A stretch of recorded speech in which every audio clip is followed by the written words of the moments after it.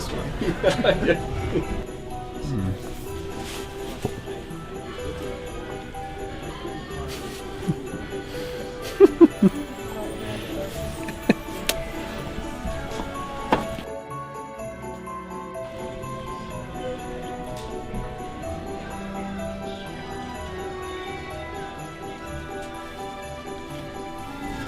This one's good.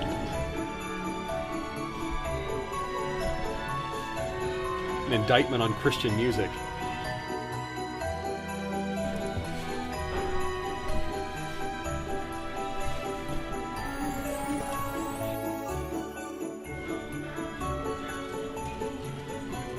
We've got crab. What's that one? We got crabs. No.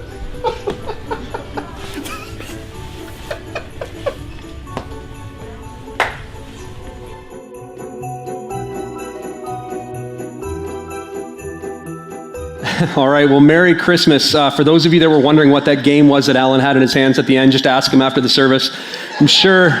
I'm sure that he would love to tell you. It's great to be with you this morning. Merry Christmas. I'm super excited to be with you and to be able to kick off the Christmas season here at the Bridge. If you're visiting with us for the first time, my name is Scott, and you picked a great Sunday to come. I hope you're having a great experience with us thus far. I hope you continue to have one. But you picked a great service to come to, because today is the first Sunday of our Christmas series, and we're really excited about it. We're going to kick it off today. When Allan and I got talking about this series over a month ago, we sat down and we were kind of talking about Christmas, and during our conversation, it hit us that after over 40 years of preaching during the Christmas season, this is Allan's last Christmas series preaching. His retirement is looming in June, and so he's kind of winding down, and this is his last Christmas. So as we were having that conversation, it kind of hit the both of us, and I asked him, I said, Allan, with this being your last, Christmas season, what's the one thing, if you could boil it all down to one thing, what's the one thing that you would want to give the congregation? Like, what's the one thing you want to leave them with? You want them to, know about Christmas. And so we kind of started talking about that. And then he kind of flipped it back to me. And he said, it's kind of a different perspective for you. This is your first Christmas. So kind of what's the thing that's on your mind and on your heart? And so out of that discussion came this series. And so over the next 4 weeks, Allan and I want to give to you, the congregation, 4 presents that we hope that you'll enjoy over this Christmas season. And obviously, I'm going to kick things off today, and then over the next 3 weeks, Allan's going to be sharing with you 3 presents that he wants to give you. He didn't spend as much as I did, but he wants to give you these 3 presents, and he's going to finish and give you save the best for last on Christmas Eve. So you want to make sure you get those tickets. You'll be absolutely glad that you're there. So today, to kick it off, I want to give you a present. And as you can see right here, when it comes to gift giving, my motto is go big or go home.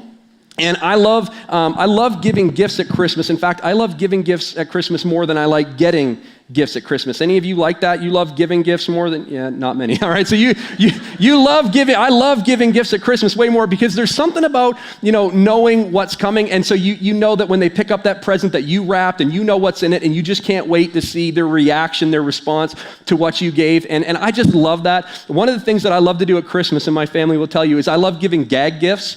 I love coming up with something kind of silly and funny and kind of putting it together and making it look like it's like the real gift. And probably the best reaction that I've ever gotten to a gag gift or any Christmas gift at all is one that I gave to Allan a couple years ago. I gave him this. It's a cool pastor kit.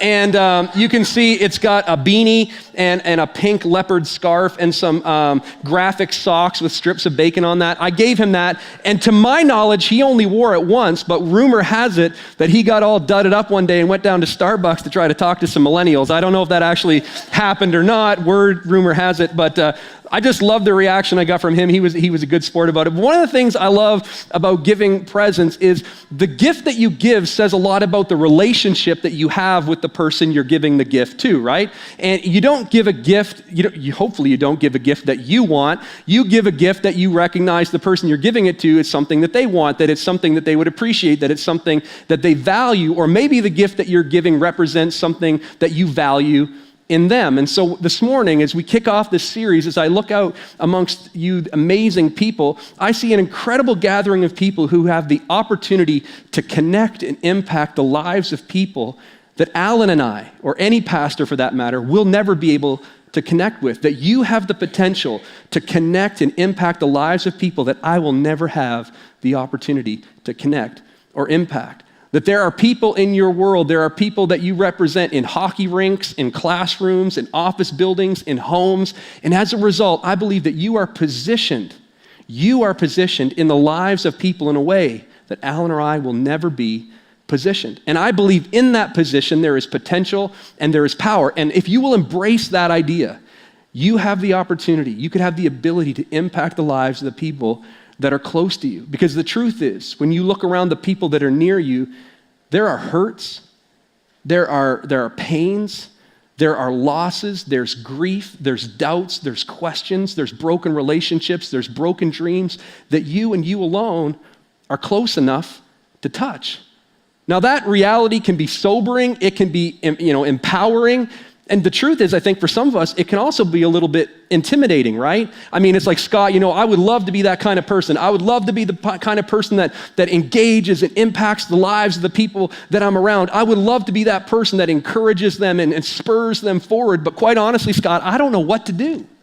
I don't know how to do that. I don't know what to say. I don't know where to start. And what if they ask me a question that I can't answer? I'm not trained for this. I don't know really how to do this. I don't know how to impact people's lives, even though I want to. I don't know what to do, Scott. And I get it. Believe me, I get it in more ways than you can imagine. I remember when I first started out in ministry, and there was a family in the church that I was at that was grieving. They were going through an incredibly difficult time. And so I went over to their home to be with them. And on the drive over to their house, foolishly, I was trying to think of something really smart to say. Have you ever done that? You know somebody that's going through something and you in your mind are trying to come up with that thing that you should say to them that will, just encourage them or whatever. And I was trying to come up with that one line that was going to put all their grief and all their pain into perspective. And I was just going to deliver that line and they were going to go, oh yeah, now this all makes sense. I foolishly was trying to come up with that. And then I got there and I realized there were no words to say. That in that moment when I sat with them, there was nothing that I was going to say, there was nothing that I was going to be able to do that would remove the hurt or the pain that they were going through, that no amount of words, let alone one line, was going to take away the grief that they were experiencing. In that moment, I discovered something. I went with one of the pastors that I work with at that church after, and I explained to him, what I was thinking, what I was, my encounter, and I said, what do you do? And he said, you know what? I've done this for years, and he said, I've walked with people through season after season and through journey after journey, and every time I go to talk to someone, I pray. And I ask God, would you give me the ability to feel what they feel? God, before I go in there, would you give me the ability to connect with them? And I realized from what that gentleman told me and through experiences over the years, and God has revealed this to me humbly over many years, is, Scott, there are no magic words. There are no magic words in those moments to stop looking for them. And one of the ways that he showed me that, quite honestly, is through my own life. That as I look in the rear view mirror of my life and I look back at all the circumstances and the seasons and the pains and all the things that I've gone through, the hurdles I've had to jump over and all these things, when I look back at my life, I can see through my own experiences so clearly that when you're going through something, and maybe you can relate to this, when you're going through something, people can say the most ignorant things, right?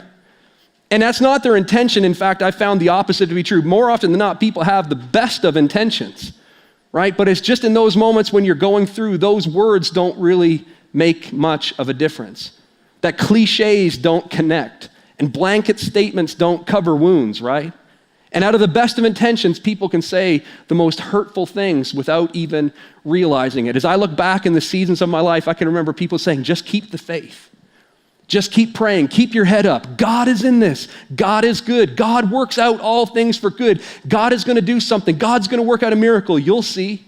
I've had people come up to me, and maybe you've had this experience as well. People have come up to me over the years and said, God told me to tell you whatever. God gave me a word for you. And some of those phrases and some of those statements over the years have turned out to be true, and others of them, quite honestly, have turned out to be completely wrong and completely false. That many of the things that God told other people to tell me turned out to not be true at all. And at the end of the day, whether it's true or whether it's not is really irrelevant. It's just that in those moments when we're with the people, when you're with the people that you have the opportunity to be close to and connect with, those words aren't really what's needed, are they? And those words aren't really what's necessary. What those people need in that moment, what you want when it's you in that moment, and what I want when it's me in that moment, is you want somebody who has the ability to connect with you, to feel what you're feeling. You want somebody that has the gift of empathy. But at the end of the day, with the best of intentions, we can say things that are hurtful, that are painful. We can ask questions that bring more hurt and more pain and more questions and more doubt. The truth is that well-intentioned words can be a form of spiritual abuse. Well-intentioned words can be a form of spiritual abuse because it paints God out to be a failure. It shows that God might be untrustworthy. In fact, it could cause someone to think and feel guilt and shame, that maybe God would have fulfilled those promises that he gave to someone else about me if I had been good enough or if I had had more faith. And it's not, again, that some of those things that people say with the best of intentions aren't true. It's just that in the moment of that pain, is it really what's helpful? Is it really what's necessary? Is it what you wanted to hear?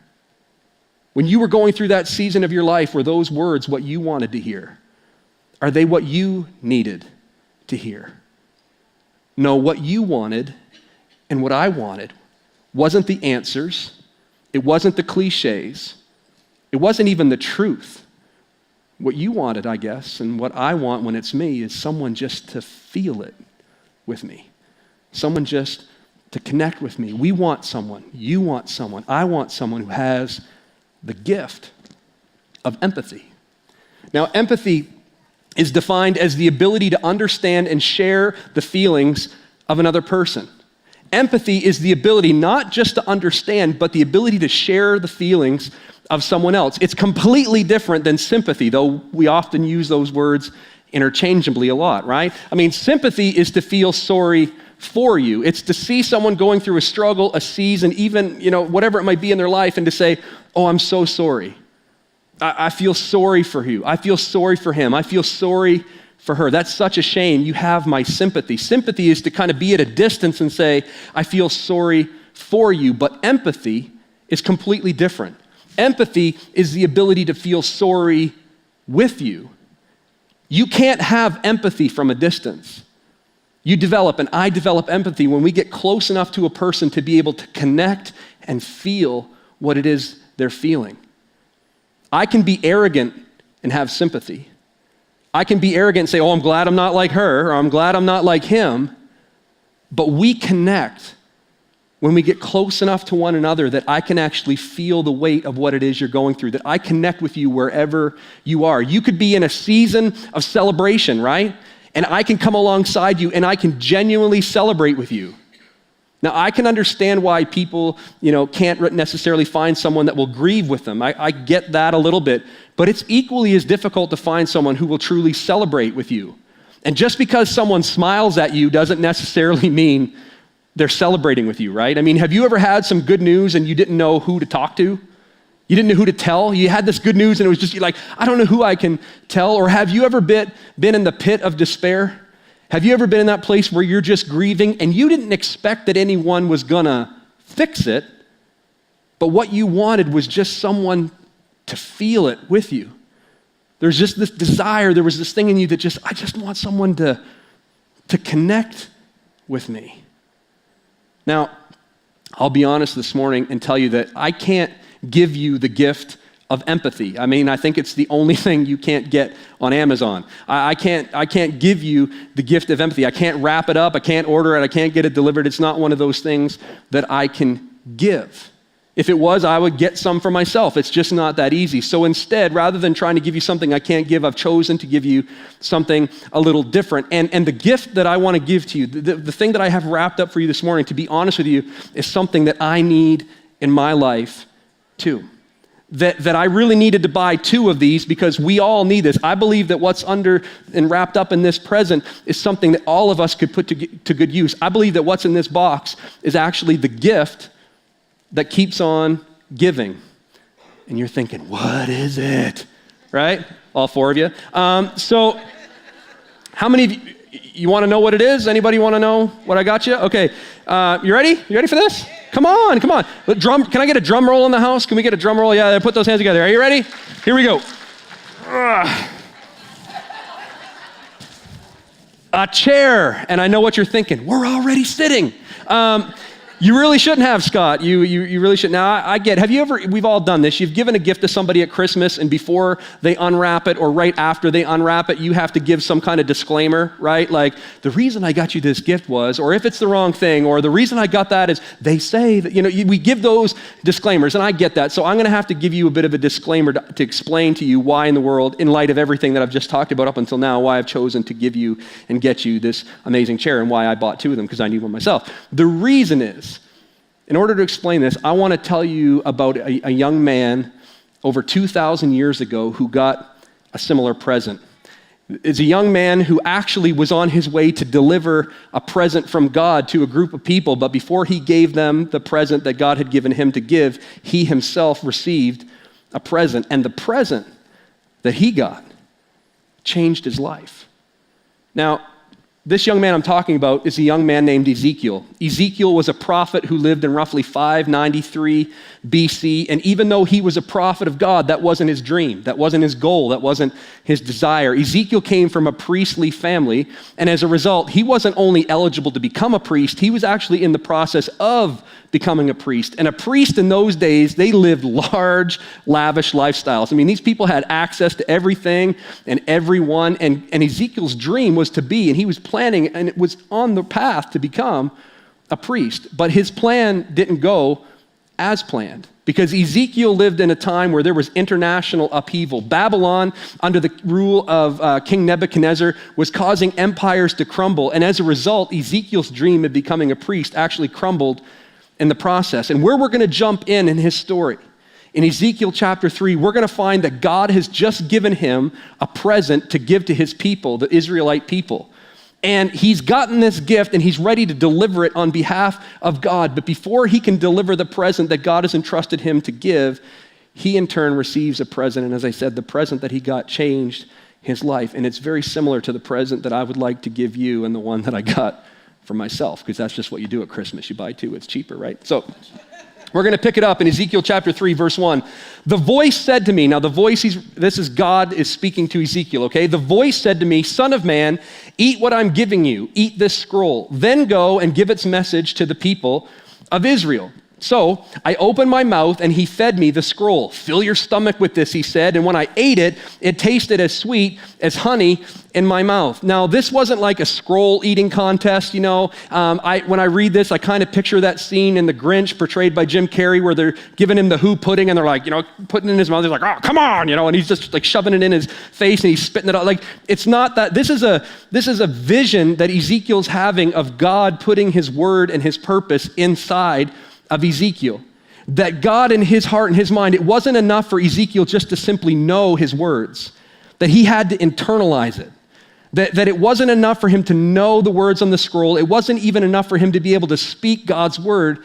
God wanted him to internalize it. He wanted it deep inside of him. So he fed him the scroll in a way of a vision. And he said, Son of man, go to the people of Israel and give them my messages. Now, the Israelite people he's referring to are the Israelites that were taken into captivity by Nebuchadnezzar. And again, Ezekiel has been given this gift, and he sends Ezekiel to these people that are in captivity to give them this gift. I am not sending you, God says, to a foreign people whose language you can understand. No, I'm not sending you to people with strange and difficult speech, because if I did, they would listen to you. They would listen to you. But the people of Israel won't listen to you any more than they'll listen to me. For the whole lot of them are hard-hearted and stubborn. So God says, okay, Ezekiel, I got some good news and I got some bad news. You want the bad news first? Good. So the bad news is these people aren't going to listen to you. What I'm telling you to do, what I'm commanding you to do, what I want you to do for me is going to be extremely, extremely difficult. I'm God, and these people don't even listen to me. So good luck with that, right? Like this isn't going to go well. This isn't going to work out well for you, but I want you to go down and I want you to talk to these people. And they're hard-hearted and stubborn. And this is kind of hard for us to understand, I think, on reading it for the first time.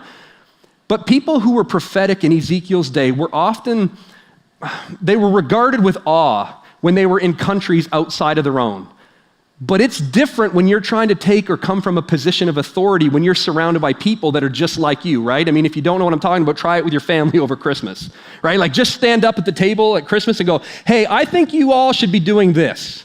Or I think you guys should live like that. You need to change this in your life, all of you. And they're going to be like, who are you? Who, like, what in the, like they're not going to listen to you because you're like them and they know everything about you. And that's what God's saying. When you go to somewhere else where they don't know you and you're not like them, they're likely to listen to you. But when you're surrounded by people that are just like you, chances are they're not going to listen to you. So the bad news is these people are incredibly stubborn. They're incredibly hard-hearted. But the good news is, but look, I have made you as obstinate and hard-hearted as they are, right?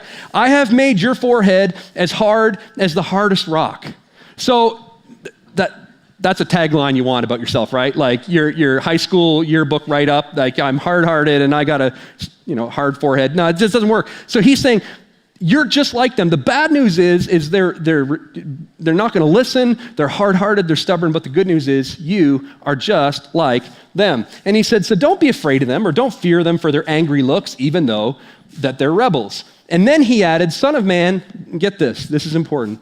Son of man, let all of my words sink deep into your own heart first. Let these words sink deep into your own heart first. Listen to them carefully for yourself, right? Listen to these words carefully for yourself, and then, right? And then go to your people in exile and say, this is what the sovereign Lord says. Do this whether they listen to you or not. So he says, look, I want you to go down there and these people aren't going to listen to you. But what I need you to understand, Ezekiel, is I want this to come from your heart. That I don't want this to come from your head. It's not enough for you just to simply know what my word is. But it has to come from your heart. It can't come from your head. And the only way it comes from your heart is if you internalize it first. If you take the words that I'm giving you to give someone else, they have to be unwrapped in you first before you can give them to anybody else. And then Ezekiel talks in a bit of a prophetic, weird way that's a little bit difficult to understand. He said, then after this conversation, the Spirit of the Lord lifted me up, and I heard a loud rumbling sound behind me. It was the sound of the wings of the living beings as they brushed against each other and the rumbling of their wheels beneath them. So he says, the Spirit of the Lord lifted me up. And when you read that sounds really churchy. It sounds really good. It sounds really spiritual. But when you actually study it, what happened was Ezekiel was taken into captivity by Nebuchadnezzar and his people. That somewhere along the path to getting to the people that God had sent him to speak, Ezekiel himself was put in chains and taken into captivity. But he says it was the Spirit of the Lord that lifted me up. And he goes on, the Spirit lifted me up and took me away. And it's like he doesn't even talk about the fact that he's been taken into captivity, which is odd, right? I mean, he's just been chained up and put in bondage and thrown into shackles and taken away into slavery and into captivity. But he says the Spirit was the one that lifted me up and took me away, because as a man of God, Ezekiel has this ability to see something that we find so difficult to see and so difficult to understand. That Ezekiel has this ability to understand that in this moment, in any moment, in all circumstances, in the good, in the bad, in the ugly, in the trials, in the tribulations, in the pain, in the hurt, in the suffering, no matter what it is, God is at work. In everything that you and I go through, just as everything Ezekiel went through, Ezekiel had this ability to see that God is in this. That God is working in this, that it's ultimately God who's moving me and making me and molding me and shaping me and taking me to the places that I ultimately need to go and taking me and helping me to become the person that he ultimately wants me to be. And many of you know that. Many of you in this room this morning believe that. Many of you would stand up and say, that's my experience. That's true. That when you look back, or when I look back at the seasons of our lives, the difficulties, the pains, the struggles, we look back and say, man, were it not for that struggle, were it not for that trial, were it not for that pain, were it not for that tribulation, were it not for that season of my life that I hated living through, if it wasn't for that moment in my life, I wouldn't be where I ultimately needed to be in my life, and I wouldn't be the person that I am today. It's only because, you would say, It's only because of the things that I went through, no matter how painful or difficult, that molded me and made me into the person that I am today, and I needed it to happen, even though I couldn't see it back there, right? You know that, many of you. Many of you believe that. But knowing that doesn't mean we like it, right? Knowing that that's true doesn't mean it's easy to swallow, right? We don't. We want the positive experiences in life to take us places. We want the good things and the seasons and the good circumstances in life to take us to the places that we want to go. And when it's not, when it's hardship, and when it's struggle, and when it's pain, and when it's hurt, and when it's loss, we react. And so did Ezekiel. He said, the Spirit lifted me up and took me away, and I went. But I went with a bitter and an angry spirit. Ezekiel is a man of God, but at the end of the day, he's still a man who had a dream, a man who had a plan, a man who had life mapped out, and now he finds himself where life isn't working out the way that he thought, and like any of us would, he has a reaction of bitterness. He's angry, and even though he can see that God is in it, it doesn't remove his emotional reaction to it. Even though he can see in this circumstance that God is in it, it doesn't remove his emotional reaction to it. Can you relate to that? I know I can. He says, the Spirit lifted me up. I went away with a bitter and an angry spirit, but the hand of the Lord, he says, was strong upon me. Another translation of this same verse says, I went with the Spirit of the Lord in my stomach. So in other words, God took me to it. I don't like how we did it, but I went and I was ready. God gave me a message. God gave me purpose. God put a word in my heart. God gave me the scroll. I knew what I was going to do. I knew what I was to say. And I was ready. I had a message. I was fired up. I rehearsed it 100 times. I went in there and I was ready to go. And even though I was taken into captivity, I was going to captivate the people with what I had to say. And he says, then I came to the Jews who had been taken from their land and who lived by the Chebar River at Tel Aviv. So things didn't work out the way that I want, but I ended up exactly where God said that I was going to end up, in front of these people, and I was ready to go. I had the word. I knew what I was supposed to say. It was deep inside of me, but before he says a word, he says, I sat where they sat. It's one thing for me to try to straighten them out from Jerusalem, but when I got down to Babylon, when I got down by the river, when I was inside of the walls of slavery, not on the outside, when I actually ended up with them, when I sat where they sat, it looked completely different than it did from over there.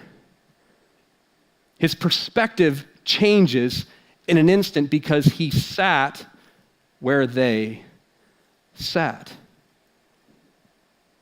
He had the words before he got there.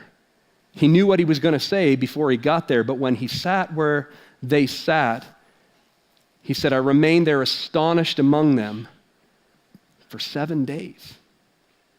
I was ready to preach the word, but when I got down to Babylon, when I was in captivity, and when I sat where they sat, I didn't preach a word because there were no words. And everything I saw so clearly up until that moment changed because I sat where they sat. So here's Ezekiel in this moment, a man who had a plan for his life, knew how life was going to unfold for him, and now life has flipped, and he's sitting with the people in captivity, and like them, his whole life is in question. Who he's going to be, what he's going to do, what's going to happen with the rest of his life. He feels what they feel because he's sitting where they sit. And he's in the same experience that they're in. And sometimes God has to shake your whole life for you to find out who you are. Sometimes God has to shake your whole life for you to find out who you are. Sometimes God has to shake your whole life for you to find out what you are and what you're made of. Ezekiel had dreams and plans of becoming a priest, but after these 7 days, God revealed to him, because of this process that I've taken you through, and because you're learning what I've wanted you to learn in these moments, you're not going to be a priest. You're going to be my prophet. And God bestows upon him the title of being the watchman over Israel. Sometimes God has to shake your whole life for you to find out who you are, what you are, and whose you are. Sometimes God has to shake your whole life. We don't like that. Many of us know that. Many of us believe that. But that doesn't mean it's easy to accept or understand, does it? Doesn't matter what you know is true in those moments. Truth isn't what you want in those moments, is it? What you want in those moments is just for someone to sit with you where you are and feel it with you. It was simple from over there, but it changed when he sat where they sat. And that's what you want from people when it's you, right? Before you give me all the answers and before you give me all, the explanation and before you justify why I'm going through what I'm going through and before you try to, explain it biblically and give me all these cliche and blanket statements, whether they're true or not, at the end of the day, what you want is for someone just to sit with you and to feel it with you. And you don't have the expectation that they're going to fix it. You just want someone to feel it with you. Ezekiel had all the words. He had God's word. But when he sat where they sat, he didn't say anything. And over these last weeks, as I've been preparing for today, I've just kind of immersed myself in Ezekiel's journey. I've read this, portion of scripture over and over and studied it back and forth and front to back and just kind of gone back and forth. And it's like, man, this story just resonates with me and Ezekiel's journey resonates with me.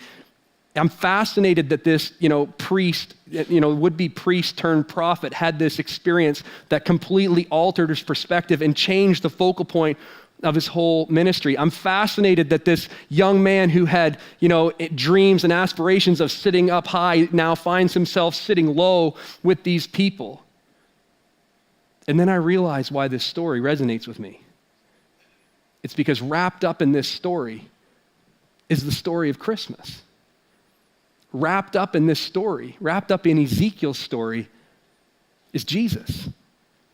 Jesus who, from the heavens, the one who came to redeem, the one who came to save, the one who came to seek and save the lost and free us from sin and guilt and shame, that same Jesus was in heaven and said, I can't do what I need to do from up here. And I can't be what they need me to be from up here. And so he came to us through 42 generations, was born of a virgin in Bethlehem. He came from the highest of places and lowered himself and humbly came so that he could sit with you and sit with me.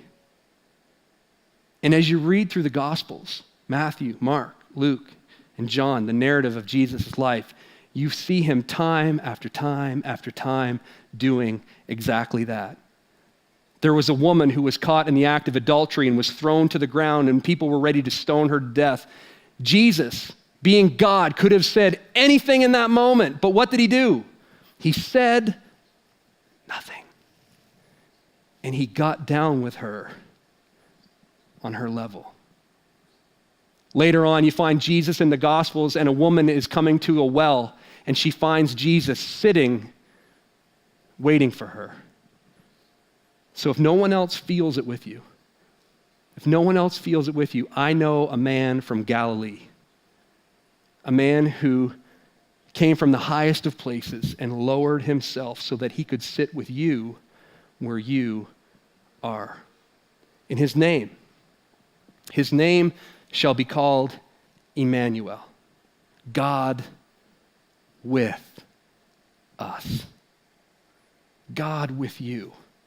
And God with me. So, no matter how strong the captivity, no matter how difficult the circumstance, no matter how painful the season, no matter how hard the storm is raging in your life, no matter how strong the captivity, friends, remember the nativity. God with us. God with you. And God with me. All of us. Come on. All of us want someone to have empathy in our lives. No matter if we're in a season of celebration or in the pit of despair, all of us just want, don't we? We want someone just to feel it and to connect with us. You can give that gift to someone else. You can come alongside them, and you don't have to have the words. You don't have to have the answers. And even if you do, they're not needed in that moment. What they want from you and what you want from them is just for someone to sit with you and just to feel it. Connect with me. Ezekiel had God's word on his lips and in his heart, but when he sat where they sat, he said nothing. So this Christmas, I wanted to give you the gift of a chair so that you can sit. Someone in your life, I promise you, someone in your life will be glad that you did. My guess is you'll be glad that you did.